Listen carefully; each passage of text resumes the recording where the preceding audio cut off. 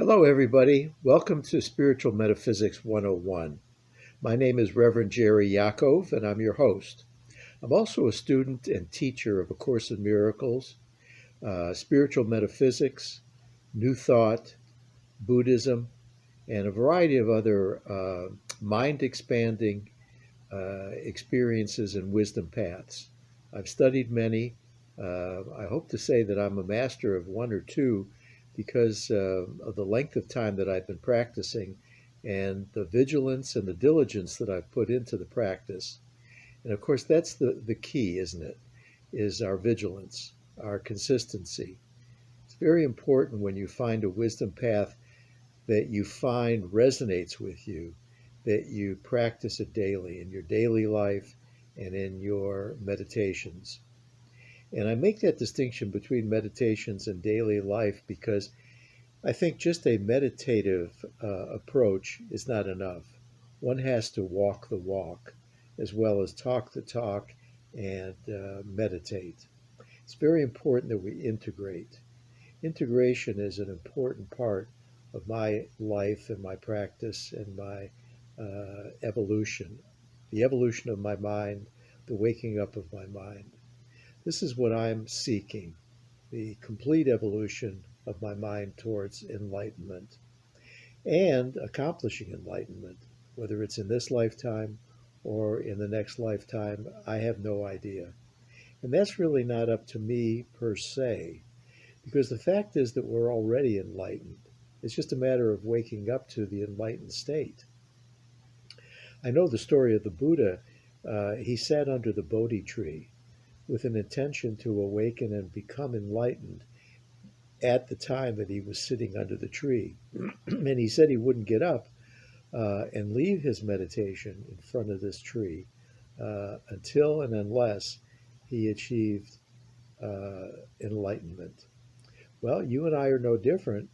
However, we have normal lives, and I use normal in quotation marks, but we have lives that may take us elsewhere as well as our meditative practice. That's why our everyday life can be used as well. There's nothing wrong with an integration process where I'm thinking introspectively and meditatively.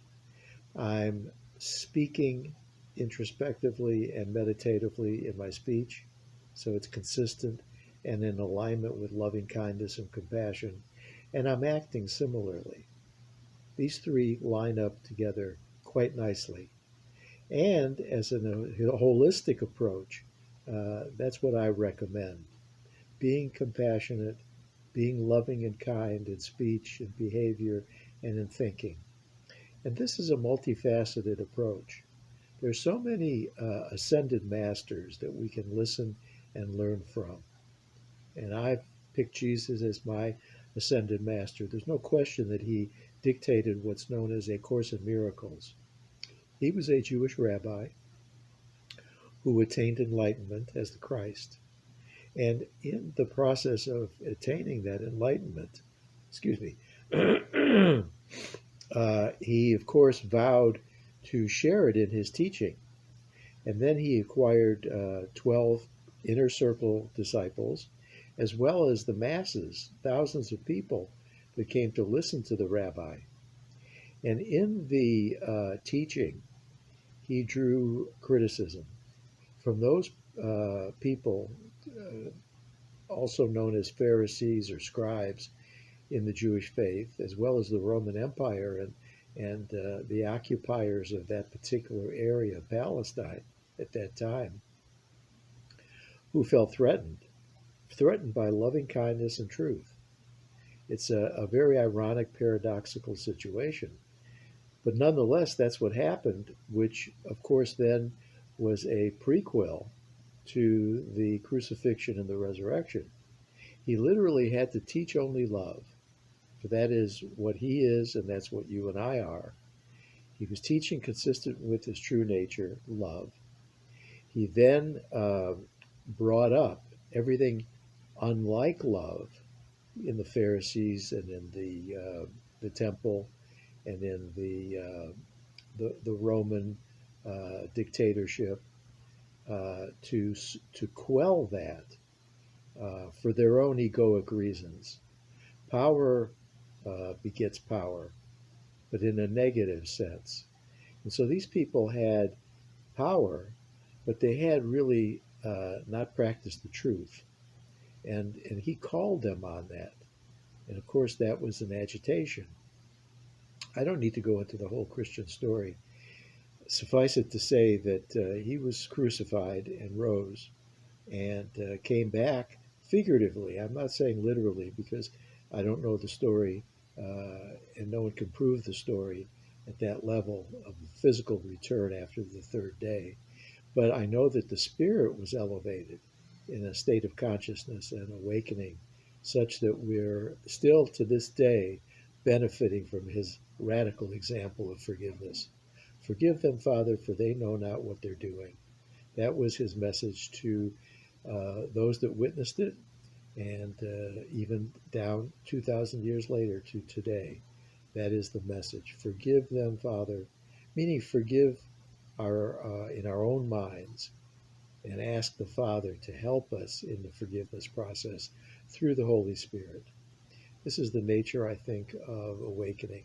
This is the means that was given to us as an accelerated path back to the awakening state of heavenliness and the Garden of Eden that we really never left, but we have imagined and thought that we have. I thought I would share with you some wisdom affirmations that you could repeat to yourself as you're viewing and listening to this video. And so we'll take a few minutes to affirm, if you will. These are a series of affirmations that I'll simply recite, making them up spontaneously, but from my own practice as well. So let's get started. If you feel comfortable where you're seated, just kind of settle back. If you feel also comfortable in closing your eyes and you feel safe in the room and that you won't be disturbed, close your eyes. Kind of feel your body settle into the chair. We're going to do a little relaxation from the top of our heads. We can feel that our skull and our ears and our facial muscles are all relaxing. The jaw is relaxed. We feel our tongue inside our mouth relaxing. Maybe you want to put it at the roof of your mouth. So it's just simply touching the roof of your mouth as you contemplate and affirm these following affirmations. And go down each arm. Simply let it fall naturally into your lap so that you're comfortable. If you like, put your palms up or simply grasp your hands in a prayerful place and position. And then feel your torso also settle into the chair or the seating arrangement that you have. Feeling quite comfortable, quite relaxed, not asleep, very aware, very awake, very ready and willing to integrate and contemplate the affirmations that we'll be going through. We also want to make sure that our upper legs and the lower legs at the calves and the feet are comfortable, placed firmly on the floor or in a lotus or half lotus position, just comfortable, recognizing that all your egoic thoughts are leaving your mind. You're becoming centered in the truth, in the light, in the way. This could be the Buddha or the Christ, the Tao, the Krishna, Allah, Shekhinah, Yahweh, any number of Confucius, Lao Tzu, whatever it is that you find, the yoga ideations, these are all comforting. You can take refuge in the truth in your mind, for that's where the light is. And all the darkness and shadows are shown away, and they go back to the nothingness from whence they came. Just keep relaxing. And as I state a wisdom affirmation, you can affirm it in your own mind or state it aloud. I'll give you time between affirmation recitation to do that.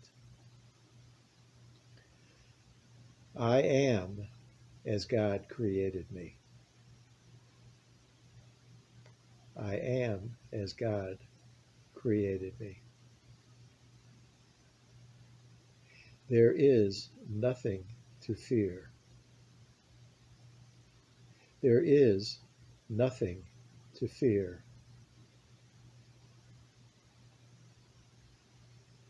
I am one with God.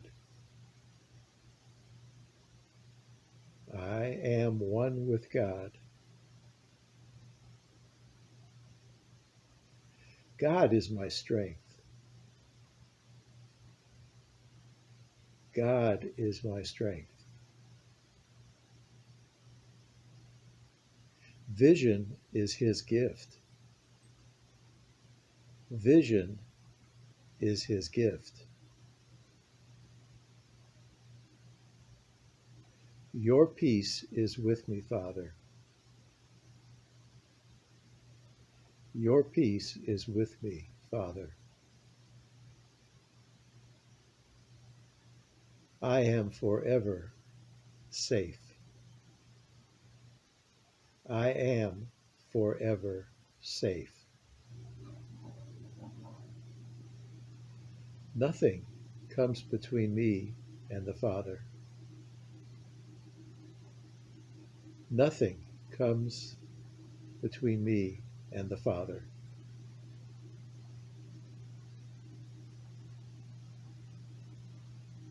I step back and let God, the Father, lead the way. I step back and let God, the Father, lead the way. I abide by many truth axioms. I abide by many truth axioms. Live and let live. Live and let live.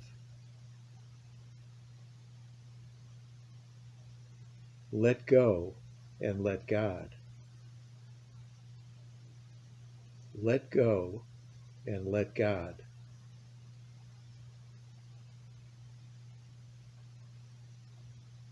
I've come to believe that God has restored me to sanity. I've come to believe that God has restored me to sanity. Your peace is with me, Father. I am safe.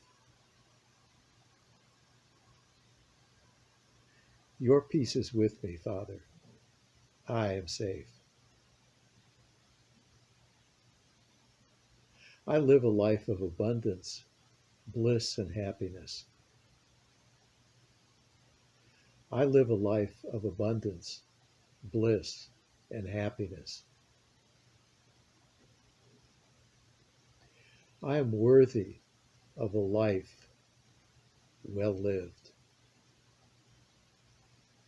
I am worthy of a life well lived.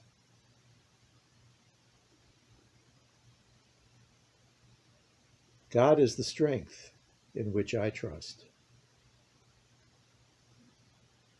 God is the strength in which I trust.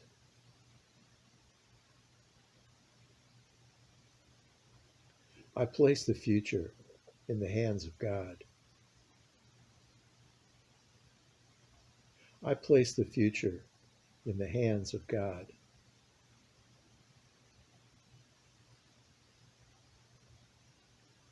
I let go of my ego. It isn't real. I let go of my ego. It isn't real.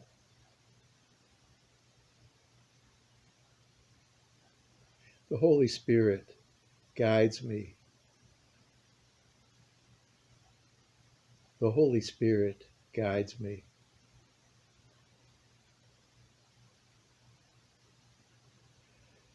I carry this message of wisdom and light to everyone I meet. I carry this message of wisdom and light to everyone I meet.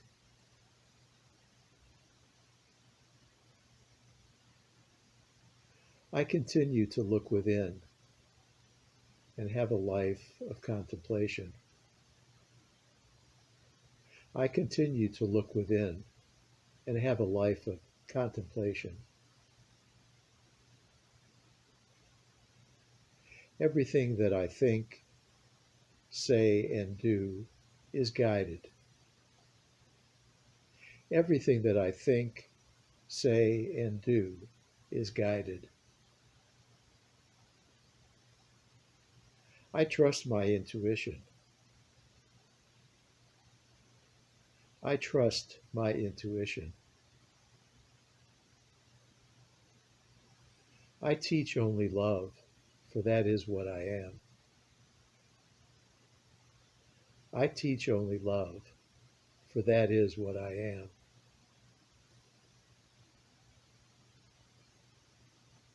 My life is eternal. I am not just a body. My life is eternal. I'm not just a body. The soul of Christ resides within my mind. The soul of Christ resides within my mind. The Shekhinah, the holy light, is within me. The Shekhinah, the holy light, is within me. I love and forgive everyone. I love and forgive everyone. I live in the world, but not of the world. I live in the world, but not of the world.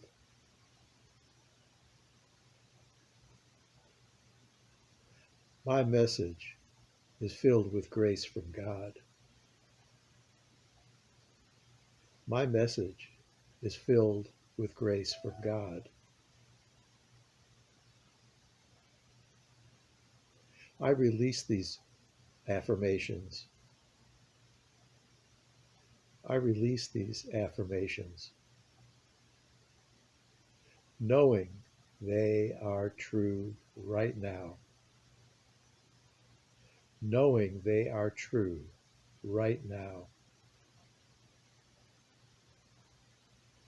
My heart is filled with deep gratitude. My heart is filled with deep gratitude.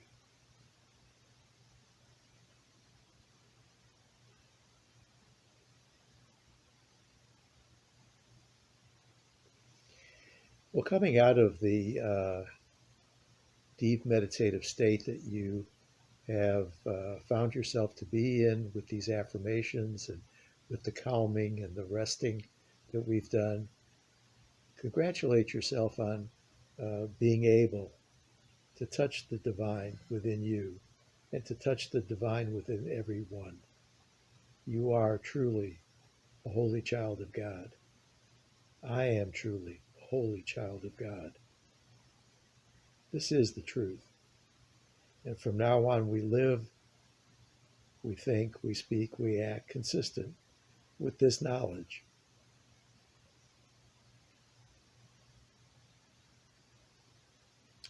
You know, these affirmations are rewiring and reprogramming our unconscious mind.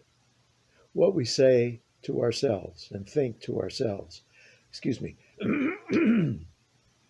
at the conscious level, uh, and then we integrate into the unconscious level, the subjective level, is definitely helpful. This accelerates our evolution from the mind of the ego, which is wrong, which is a delusion, to the mind of the Christ and the Buddha and the Tao, which is the truth and the light and the way. This is the path that we take, and this is the path of my ministry that I teach. I hope you'll find it helpful. Practice it as often as you like, morning, and midday, in the evening. I think morning and before we go to bed is a good time. Our minds are particularly open and receptive. But anytime you're faced with a challenge, let's say you're in a conversation or you have an encounter with someone and it's challenging, run through some of these thoughts in your mind. Remember that they are a holy child of God. Remember that you are willing to forgive them, for they know not what they're doing. Remember that you are a compassionate soul, and that as a compassionate soul, you're willing to love with kindness. These are, so integrated now into my memory banks, my brain, my mind, every cell of my body, every uh, aspect of my soul, that I'm so grateful to share them with you and to let you know that there's tremendous hope, uh, notwithstanding the circumstances that you may find yourself in. Circumstances are projected images. They come from our mind and from our brain. Well, the mind can give a different signal to the brain. The brain then receives the signals, and then to our eyes, nose, to the five senses, it gives a new signal. And we literally receive new images, a new perception, consistent with what we had trained at the level of mind. Edgar Casey says mind is the builder. Jesus says we are the Holy Spirit, we are the mind of Christ. This is the truth at the level of mind. Everything begins at that causal level. At the level of effect, watch as your circumstances improve. Watch as your body regains its health and vitality. Watch as you find your resources and your sense of stability in the world, uh, reacquired. Or maybe for the first time that you're aware of, you have a sense of stability and safety. This is a wonderful miracle.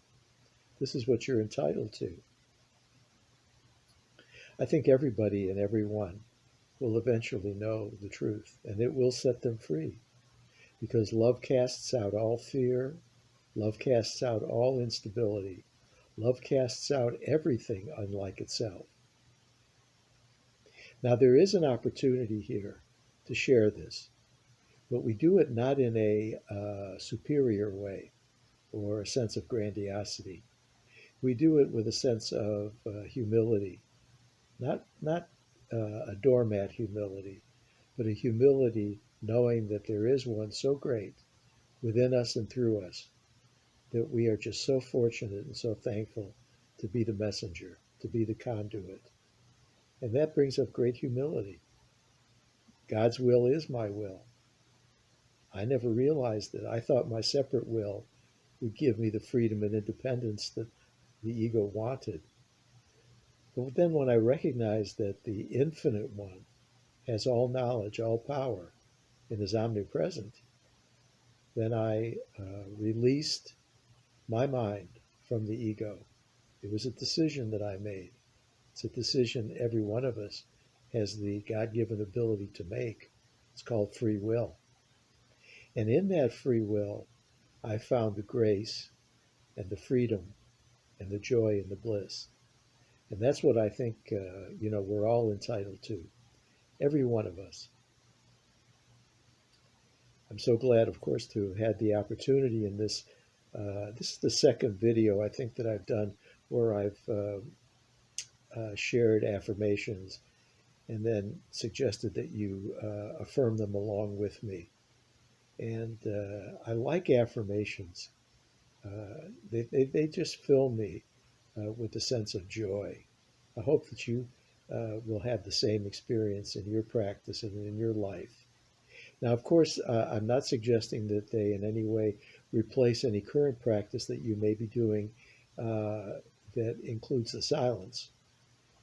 There's a period of silence that may precede the affirmations, or a period of silence after you've made your affirmations out loud or to yourself.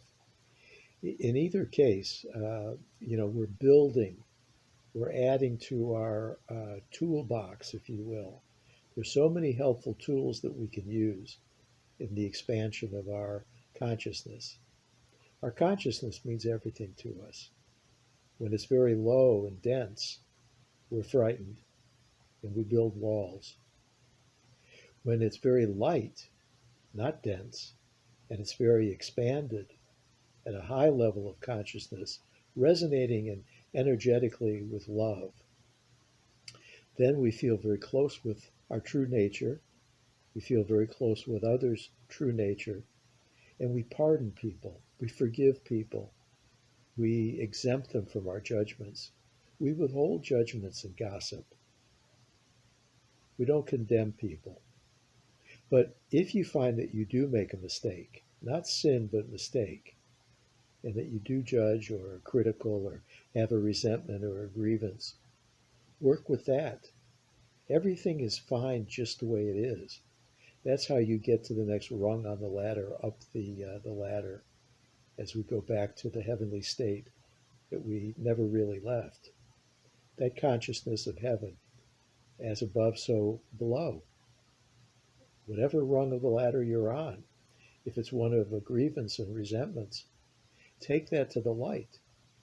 I'll give you an example. I had a run in with somebody, and all run ins begin in our own minds anyway.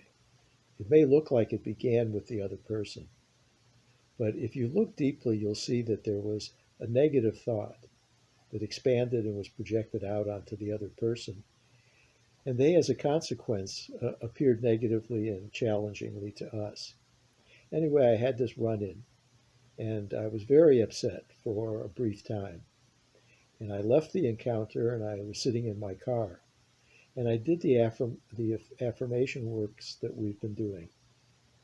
And I stated very clearly and very confidently. That's another thing. We have to be confident that this works, and it does. And I confidently said, I forgive that person. I knew not what I was doing. He knew not what he was doing. And I felt my body relax. And I felt my mental acuity become restored.